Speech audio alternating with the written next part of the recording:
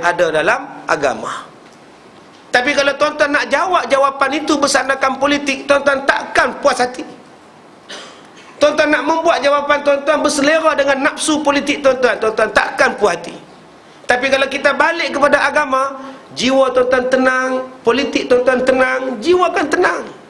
Sebab itulah agama itu nasihat, ad-dinun nasihat. Dia akan menjadikan penasihat kepada kita. Tapi kalau politik tuan-tuan pegang letak lebih atas daripada agama, seperti yang saya sebutkan tadi, konsep penggunaan kalimah Allah itu, tuan-tuan takkan tenang.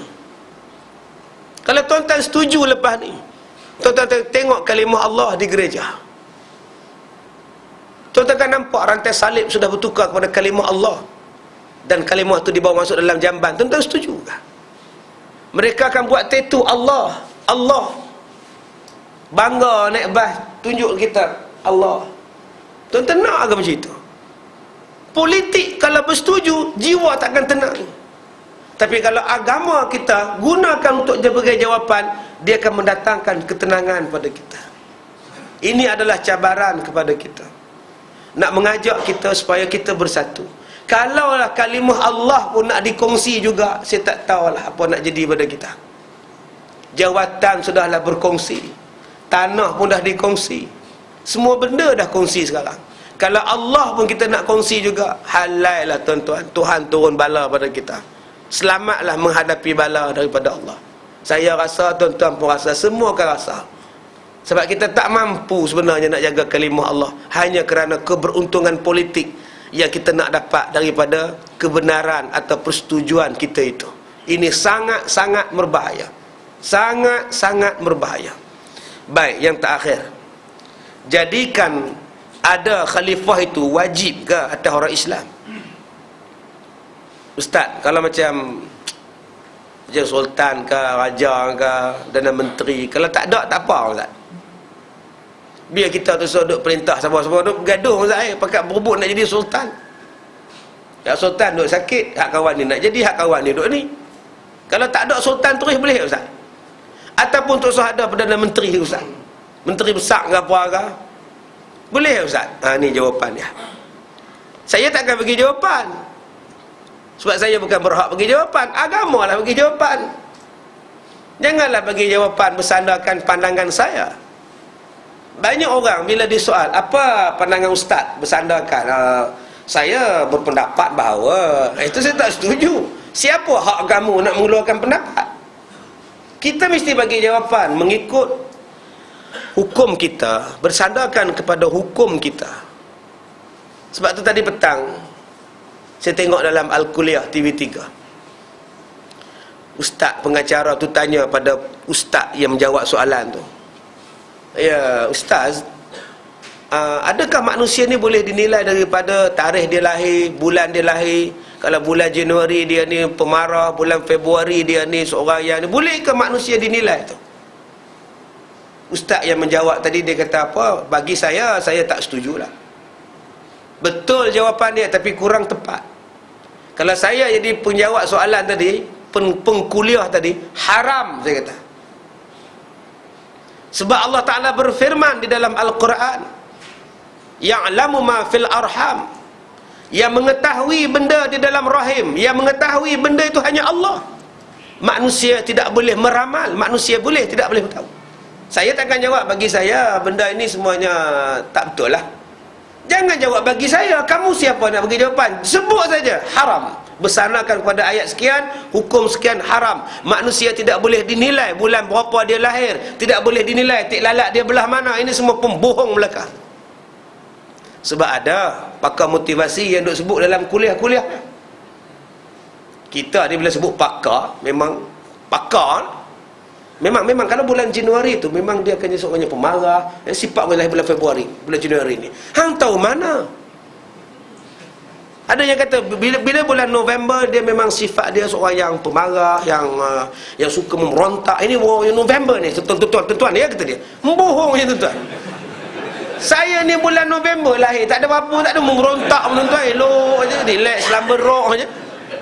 Tak ada saya nak marah-marah pun. Malam ni je semarah sikit pasal orang tak sayang kalimah Allah, yang tu saya marah. Kalau setakat kasut saya hilang, lantaklah. Saya tak marah pun. Yang kita kena marah ialah kalau melibatkan agama kita orang main-main. Yang tu kita kena marah. Kalau setakat kasut ni orang ambil baju, orang ambil, lantaklah tuan-tuan marah. Buat apa? Kasut boleh dicari. Baju hilang boleh diganti. Kereta hilang boleh diganti. Kalau kalimah Allah pun hilang, hilanglah Allah daripada kita. Hilanglah pemeliharaan Allah daripada kita. Yang tu kita tegas. Jadi tuan-tuan jangan duk percaya satu pakar motivasi selalu nak sebut rahsia tai lalat anda. Hantarkan SMS di 3993 untuk mengetahui rahsia tai lalat anda. Ini pun bohong belaka tuan-tuan. Ada toliah ke dia ni? Kamu datuk ke, kamu doktor ke, jangan sebut perangai orang. Jangan ada sebut hidung mancung macam ini, mata macam ini, telinga macam ini. Mana ada manusia ada sifat? Sifat-sifat itu adalah yang boleh berubah.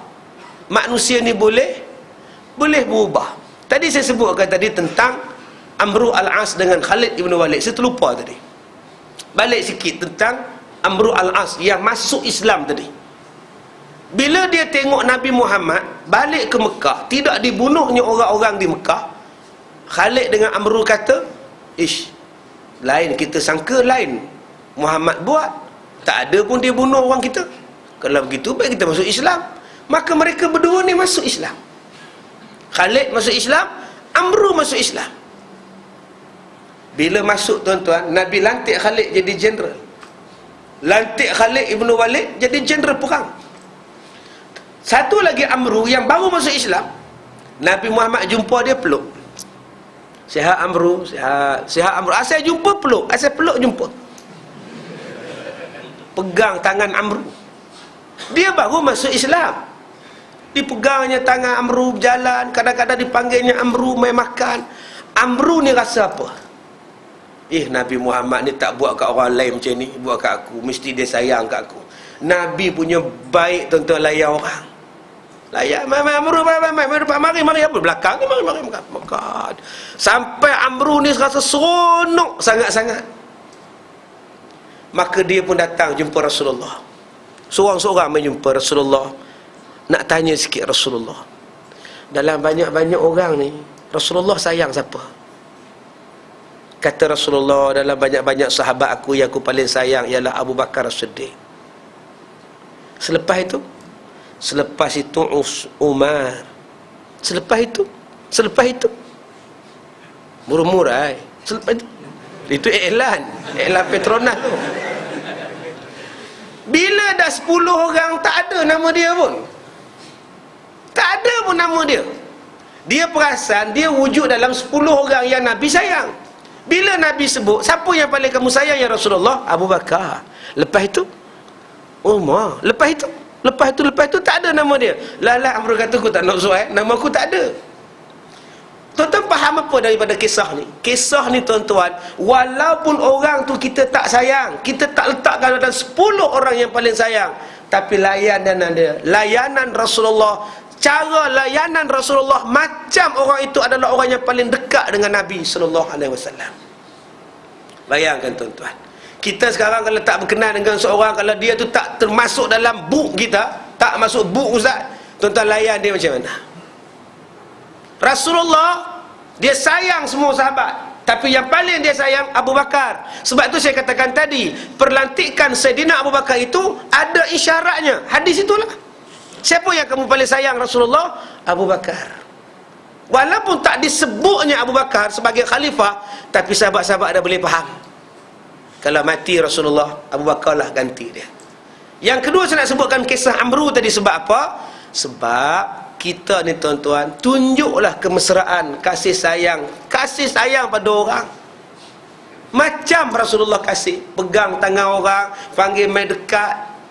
Yang Amru ni perasan, aku ni paling Nabi sayang kot. Dah, walaupun Nabi tak letakkan dia pada 10 sahabat yang paling Nabi sayang, tapi Nabi layan macam orang yang Nabi sayang. Nombor 1 punya sayang. Kita hari ni tuan-tuan, sayang kita macam mana? Tambah kalau kita buat kenduri ke, doa selamat ke, hari jadi ke, masuk rumah baru ke, yang kita raih siapa? Yang kita raih orang yang besar-besar